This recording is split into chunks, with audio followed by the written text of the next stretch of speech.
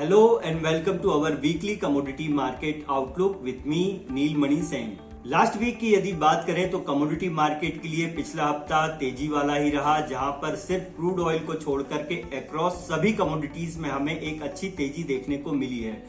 Precious metals की यदि बात करें तो इस हफ्ते सिल्वर ने इस तेजी को लीड किया है और यहां पर लगभग 3% का मोमेंटम गेन किया है। साथ ही गोल्ड की यदि बात करें तो गोल्ड में लगातार ये चौथा एक ऐसा हफ्ता था जहां पर एक साइडवेज टू अपसाइड का मोमेंटम बनते हुए नजर आया है, पर कहीं ना कहीं ब्रेकआउट अभी आते हुए नजर नहीं आया है। यदि इस हफ्ते हमें ब्रेकआउट देखने को मिलता है तो गोल्ड में एक और बड़ी तेजी बन सकती है। प्रीशियस मेटल्स के साथ में इस हफ्ते हमें बेस मेटल्स में भी एक बड़ी तेजी देखने को मिली है और इस तेजी के पीछे का मेन रीजन जो है वो उसकी बात हम पिछले हफ्ते भी कर चुके हैं, पर कहीं ना कहीं इस हफ्ते डॉलर इंडेक्स की एंट्री हुई है और डॉलर इंडेक्स में इस हफ्ते बहुत बड़ी गिरावट देखने को मिली है, जो कि कहीं ना कहीं सपोर्टिव रही है बेस मेटल्स और प्रीशियस मेटल्स के लिए। साथ ही यूएसए की 10 ईयर बॉन्ड यील्ड में भी लगातार नरमी देखने को मिल रही है, वो भी एक सपोर्टिव फैक्टर बनता है।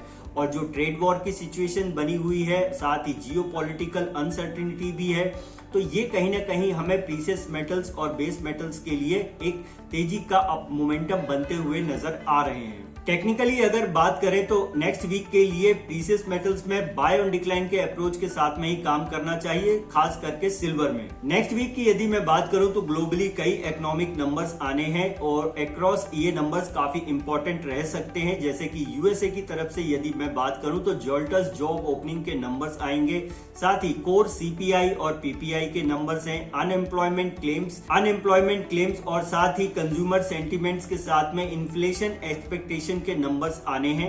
साथ ही चाइना की तरफ से यदि देखें तो 12 मार्च और 15 मार्च के बीच में न्यू लोन्स के अनाउंसमेंट हो सकते हैं, जो कि इंपॉर्टेंट रहेंगे बेस मेटल्स के लिए। खास करके यूरो जोन से यदि मैं बात करूं तो ईसीबी प्रेसिडेंट लेगार्ड की एक स्पीच रहेगी जो कि इंपॉर्टेंट है और जीडीपी के नंबर्स आएंगे जो कि कहीं ना कहीं बेस मेटल्स के लिए भी काफी इंपॉर्टेंट रहने वाले हैं। तो इन नंबर्स पर हमें खास करके ध्यान देना चाहिए। फॉर नेक्स्ट वीक गोल्ड के लिए एक इंपॉर्टेंट सपोर्ट लेवल 84,000 के लिए है, वहीं रेजिस्टेंस यदि देखें तो 86,600 पर बनता है। सिल्वर के लिए एक वीकली सपोर्ट 93,100 के आसपास है, वहीं रेजिस्टेंस अब देखें तो 99,000 से लेकर के 1 लाख पर आता है। चलिए आगे बढ़ते हैं और एनर्जी पैक की यदि मैं बात करूं तो ये हफ्ता पिछले हफ्ते के जैसा ही रहा, जहां पर क्रूड ऑयल में लगातार गिरावट देखने को मिली है, वहीं नेचुरल गैस में एक अच्छी तेजी बनते हुए नजर आई है। पर अब कहीं ना कहीं नेचुरल गैस के प्राइजेस ओवरबॉट जोन के आसपास हैं, वहीं क्रूड ऑयल के प्राइजेस जो हैं वो ओवरसोल्ड जोन के आसपास हैं।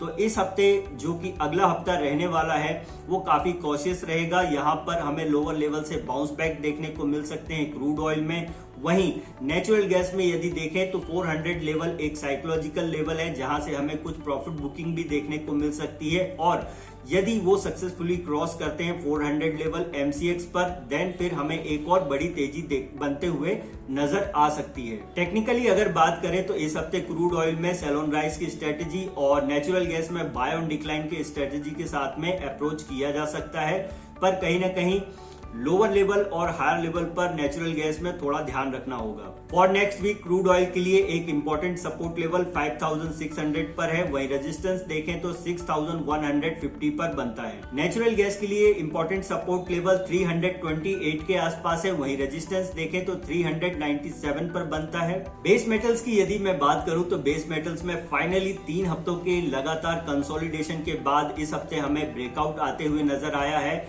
और इस तेजी को लीड किया है कॉपर ने, जहां पर एक अच्छा अपसाइड का मोमेंटम बनते हुए नजर आया है और इंपॉर्टेंट रेजिस्टेंस लेवल के ऊपर की क्लोजिंग देखने को मिली है। वहीं अब हमें ऐसा लगता है कि यहाँ पर जो दूसरे सपोर्टिव बेस मेटल हैं वहां पर भी हमें इस हफ्ते बड़ी तेजी बनते हुए नजर आ सकती है और इस बड़ी तेजी के पीछे का रीजन इस हफ्ते जो रहा है, मेजर रीजन रहा है, वो है डॉलर इंडेक्स में आई बड़ी गिरावट। साथ ही यूएसए और चाइना की तरफ से जो पिछले हफ्ते इकोनॉमिक नंबर्स रिलीज किए गए हैं वो कहीं ना कहीं बेस मेटल्स के लिए पॉजिटिवली सपोर्टिव थे। तो ये भी एक रीजन रहा जो कि इतनी बड़ी तेजी हमें देखने को मिली है। फॉर नेक्स्ट वीक टेक्निकली अगर मैं बात करूं तो बाय ऑन डिक्लाइन के अप्रोच के साथ में बिल्कुल काम करना चाहिए सभी बेस मेटल्स में, जहां पर जिंक में यदि मैं बात करूं तो ज्यादा हमें उम्मीद लगती है कि यहां से एक अच्छा अपसाइड का मोमेंटम गेन किया जा सकता है।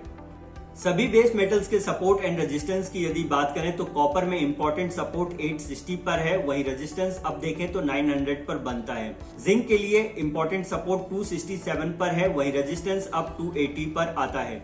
एल्युमिनियम के लिए इंपॉर्टेंट सपोर्ट 257 पर है, वहीं रेजिस्टेंस देखें तो 270 पर बनता है। लेड के लिए इंपॉर्टेंट सपोर्ट लेवल 178 पर है, वहीं रेजिस्टेंस देखें तो 183 पर इंटैक्ट है अभी भी। और इस हफ्ते की यदि मैं वीकली कमोडिटीज की बात करूं जहां पर हमें नजरें बना करके रखनी चाहिए वो है सिल्वर और जिंक, जहां पर बाय ऑन डिक्लाइन के अप्रोच के साथ में काम करना चाहिए, एक बड़ा मोमेंटम अपसाइड का मिल सकता है। तो ये था हमारा इस हफ्ते का weekly commodity market outlook.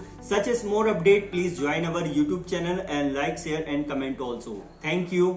The content provided in the video is for informational and educational purposes only. It does not constitute or imply a recommendation to engage in any securities transactions or investment strategies. We do not provide personalized advice or determine suitability for individuals' financial needs. Please conduct your own analysis and consider your personal circumstances before making any investment decisions.